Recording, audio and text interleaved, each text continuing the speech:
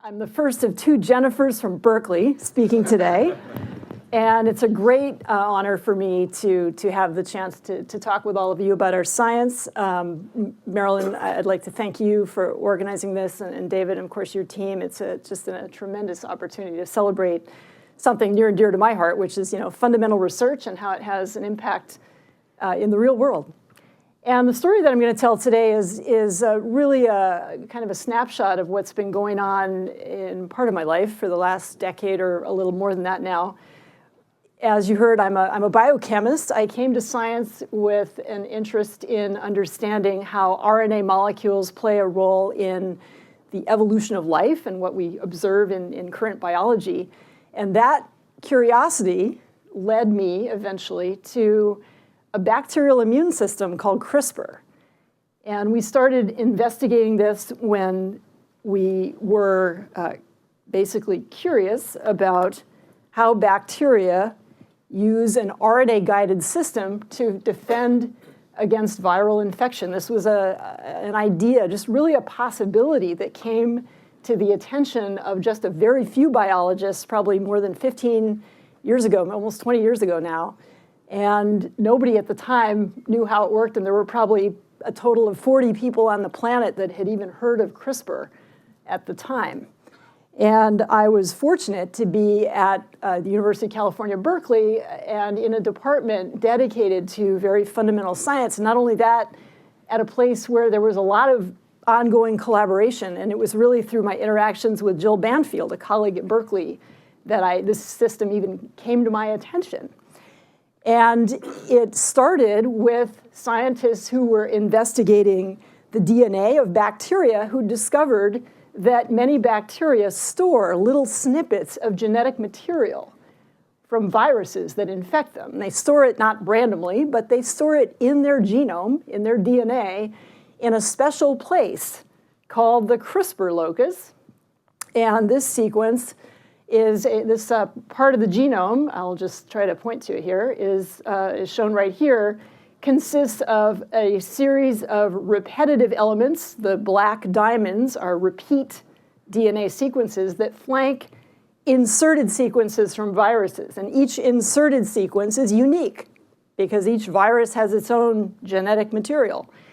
And so that creates a template for making molecules of RNA, which is where kind of my interest was sparked.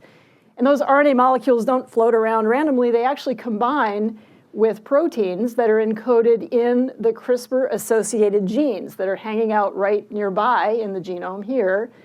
And they create molecules like this down at the bottom that include both a guide RNA that has a sequence that comes from a virus and a protein. For example, CRISPR-Cas9, which is the one that we began investigating, that together form a unit capable of searching through cells, looking for DNA sequences that match the sequence captured in that molecule of RNA. When they find a match, they latch on, and these proteins trigger a double-stranded break in the DNA, which in bacteria triggers a rapid turnover of that DNA, which if it comes from a virus means that the virus is destroyed. And so this was a really fun project that we started working on probably in around 2008 or so, which eventually led me to a wonderful collaboration with the lab of Emmanuel Charpentier, who at the time was working in Sweden. So, and this was in the days before Zoom. We were using Skype. Anybody remember Skype? And we were, collaborating over long distances with students who had never met each other. But we were all motivated by this question of how does this system actually work at a molecular level? And so Martin Janek, a postdoc in my lab at Berkeley, and Chris Chylinski, a graduate student in the lab of Emmanuel, worked together to figure out that Cas9, which is the gray molecule here on the slide, it uses RNA to recognize DNA, not by forming some kind of a random interaction, but it forms a very particular interaction shown here. So you may know that DNA is normally a double helix, right? It's got two strands wrapping around each other.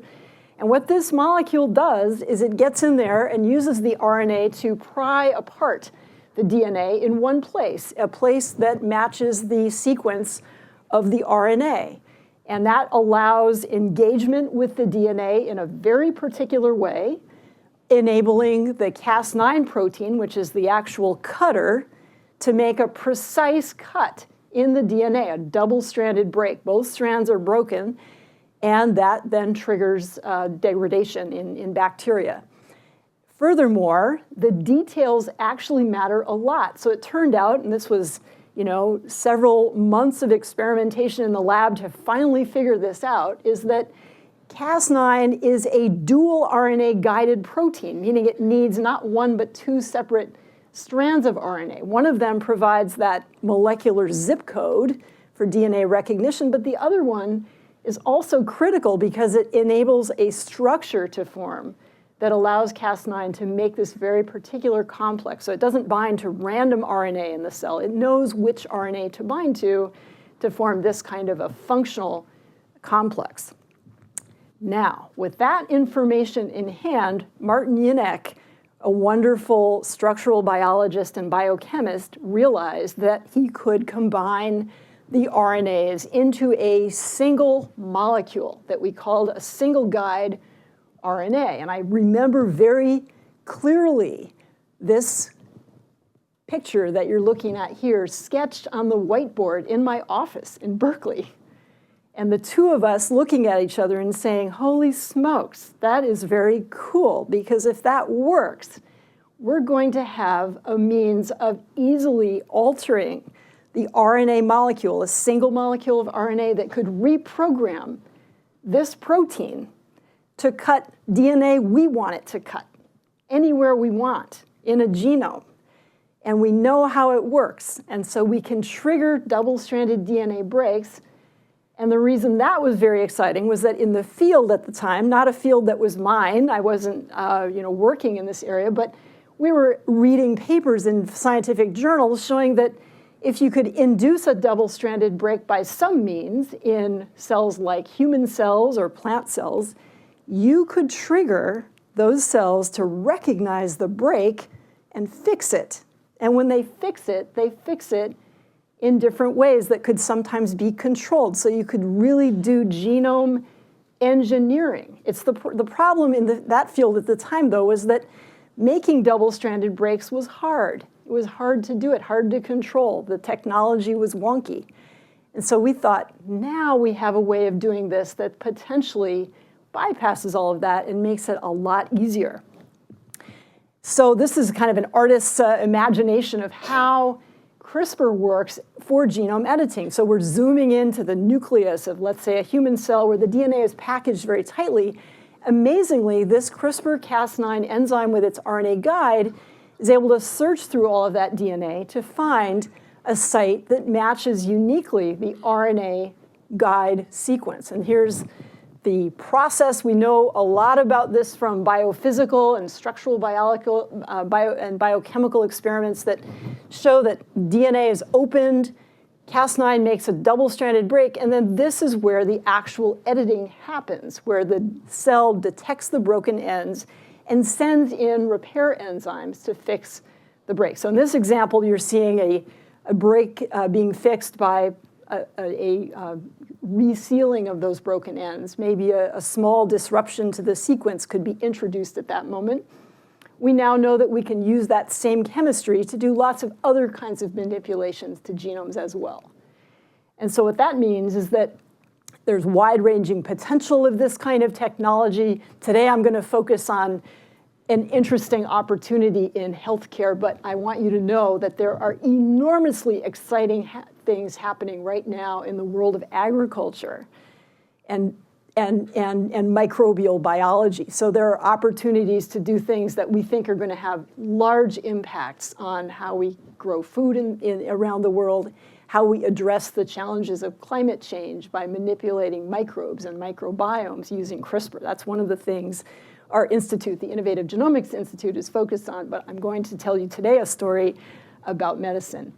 And so over the last, now almost 13 years, lots of smart people and labs around the world have quickly adopted the CRISPR technology and adapted it to do all kinds of interesting genome manipulations. And they include things like not just gene disruptions, but also gene activation, gene silencing, genetic insertions, and base editing, making individual changes to nucleotides. And it's exciting in a way because it's all built on the same molecule, that same protein that Emmanuel and I started investigating all those years ago is the basis for all of these different tools. And yes, there are lots of other CRISPR enzymes out there now, but for reasons that we're still figuring out, that first CRISPR-Cas9 protein that we investigated is still the best. I mean, it's a really robust genome editing molecule, something that we're still, trying to understand the scientific basis for. Shouldn't have been that way, Murphy's Law, but somehow it is. And it's also the basis for an FDA-approved drug to treat sickle cell disease. And this is a drug that is built on, again, the approved drug is that very same protein that we started working on all those years ago. It's quite extraordinary to see the plot line go from a very fundamental science project of asking how does a bacterial immune system work at the chemical level to an approved therapy. And it's one thing to read about patients that are treated by a drug. These are pictures of Victoria Gray, who was the first US patient to be enrolled in a CRISPR therapy trial. So she was the first person to be treated with this CRISPR therapy as a test therapy. And this is a picture of her about a year after the initial infusion of that drug. It's a one and done treatment, so she got a one-time treatment with cells that had been edited with CRISPR-Cas9 in the lab, her cells, and then infused back into her body. And then this is a picture of her on the right-hand side that was taken about 2 years ago at a conference in London. And she has really become an international spokesperson for the value of this kind of therapy to treat a rare disease. And I won't get into the details of sickle cell except just to tell you that it's a disorder that results from one letter in DNA, one base pair in DNA in a gene encoding a protein required for carrying oxygen in red blood cells that's gone awry. And that causes a lot of trouble for people that have this, that inherit this, this mutation. With CRISPR, that mutation can be overridden to give them back a normal life. And again, it's one thing to read about patients that are treated, but it's very different when you meet them in person. And when I met Victoria Gray, I've met her now multiple times, but when I met her, she's very humble, but she's also very honest about, how impactful this therapy has been in her life. And she doesn't want it to stop with her. She wants it to be available to all of those who suffer from this disease. That's a tall order. That's a hard problem. And part of the reason it's really hard is that right now, this therapy is very expensive. So the cost for a sickle cell patient to receive this CRISPR therapy today is over $2 million a patient. So there aren't too many insurance companies right now that want to pay that per patient. And furthermore, if you live in many parts of the world, it would be simply beyond reach. And why is that? Well, one of the reasons is that it's non-trivial to take these editing molecules and get them into the right cells of the body where they can have a therapeutic benefit. And as a biochemist, I realized that, I started to realize after we'd, been playing around with CRISPR molecules for quite a while in the lab that there was a great toolbox being constructed by many, many people for manipulations to genomes. It was incredibly useful in research and also increasingly for various kinds of applications. And yet there was a tremendous barrier to this technology ever becoming widespread and affordable and available to people globally where it could have benefit because of this problem right here, delivery. How do you get it into cells, right? It's a really hard problem. And it's not unique to CRISPR. So those of you that think about, or if you've had a little bit of experience with therapeutics, for example, you know that this is a really common challenge. Is how, you might have a great drug that works really well in the lab or in animals, but you can't get it where it needs to go in patients, or you can't do it safely, or you can't do it efficiently. And then things sort of stop at that point. And so several years ago, and one of our motivations in starting the Innovative Genomics Institute, which is a partnership now between 3 of the University of California campuses, Berkeley, San Francisco, and Davis, is to bring together great minds, great scientists, and their students, importantly, who are enthusiastic about solving really hard problems like this. And you might say, well, but wait a minute, what about companies? I mean, companies are, they're dependent on delivery technologies, right? And so aren't they going to develop them and, create the kinds of strategies for therapeutics that are going to be effective? And the answer is yes, but what I discovered quite quickly as I got into this is that companies are often constrained in lots of ways that, amazingly enough, we in nonprofits and academics are not. They've got investors, they've got short timelines, they've got to be extremely focused. They might be working on one therapeutic for one type of disease, and they could maybe think of delivery for that thing, but they can't think about that problem more broadly. They just don't have the bandwidth, they don't have the teams, and they don't have the support structure to do it. And so as challenged as we feel right now in academia and in the nonprofit sector, I think we have an incredibly important role to play.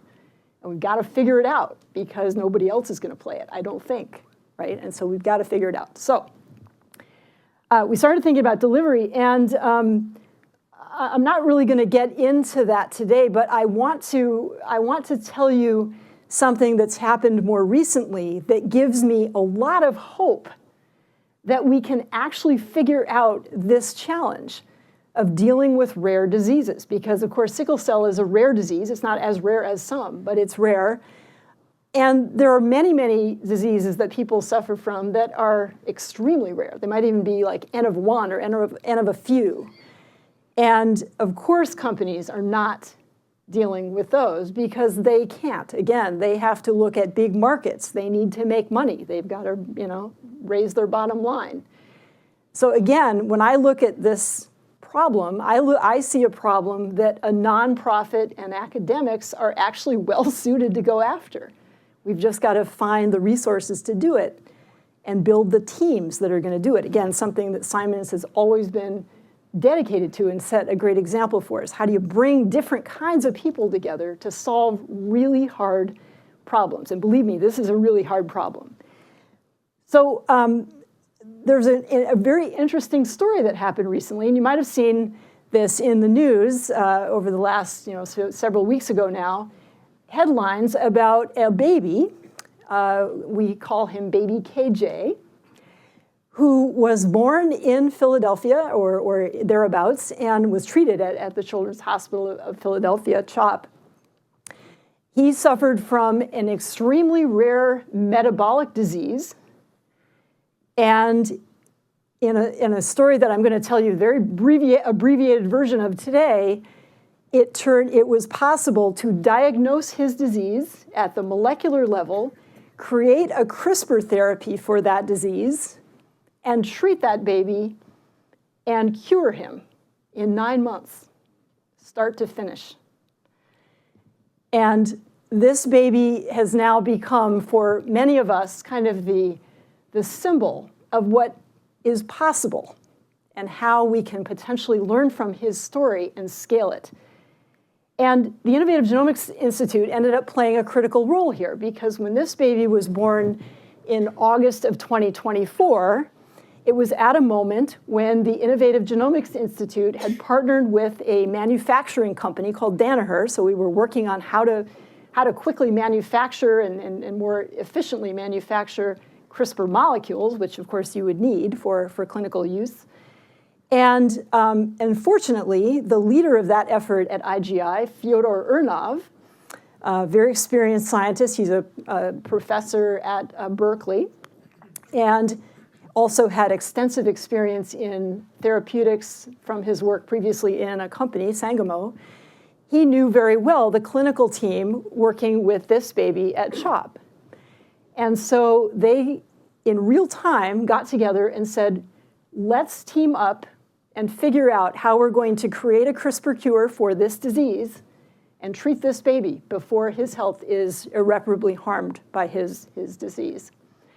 And the strategy they came up with, I'm going to just show you here the team, first of all.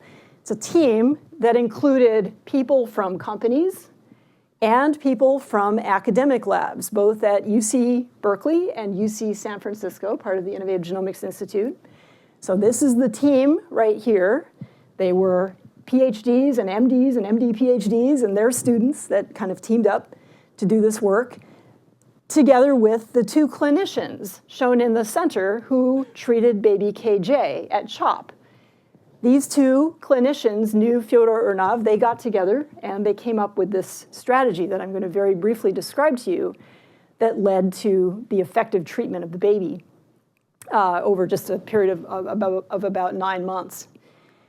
And this was done by, first of all, asking, well, what's wrong with this child? And so the problem with this boy is that it became very clear right after he was born that he could not digest protein. Now that's a problem. That's a bad problem. He couldn't digest protein, it turned out, because he had a very rare mutation in both copies of a gene encoding an enzyme essential for that metabolic process in his body, which meant that he built up ammonia in his bloodstream, and that has neurotoxic effects.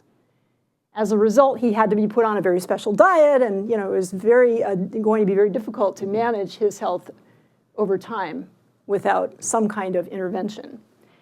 And so Fyodor and the two clinical leads at CHOP got together. They quickly, with work done by Petros Giannakopoulos at Innovative Genomics Institute, they got a sample of the baby's genetic material and his father's. They were able to do deep sequencing, figure out what the mutation was, and they designed a version of CRISPR based on work that David Liu's lab at the Broad Institute had done, creating a base editing version of this CRISPR-Cas9 that would be corrective, that would actually be able to correct this genetic mutation. They benefited from the fact that his disease manifests in the liver. Now, the liver is a tissue that we know how to deliver to already because there are lipid nanoparticles that have been developed for things like vaccines that allow delivery to the liver. So we had the delivery worked out. We had an off-the-shelf CRISPR therapy that could be targeted to this particular disorder. We knew where the mutation was. And then the question was putting it all together.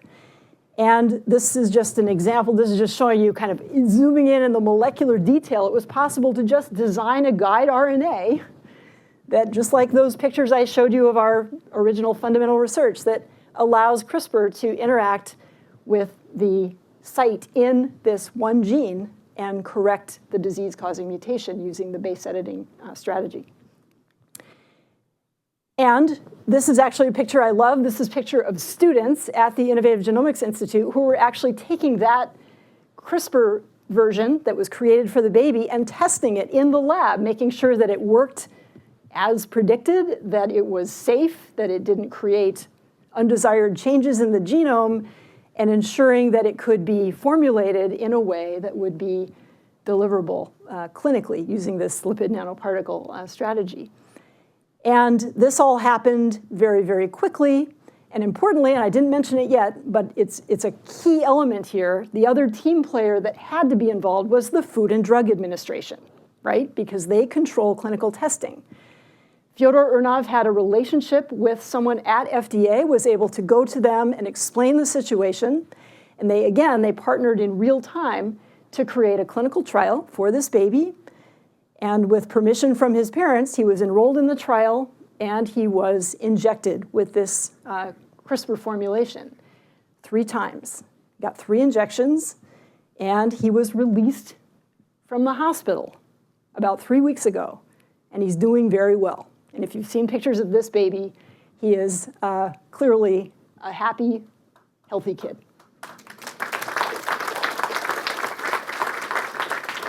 So, but we're not celebrating yet, actually, because although we're very happy that we were able to impact this boy and his family, of course, for them, it's completely life-changing.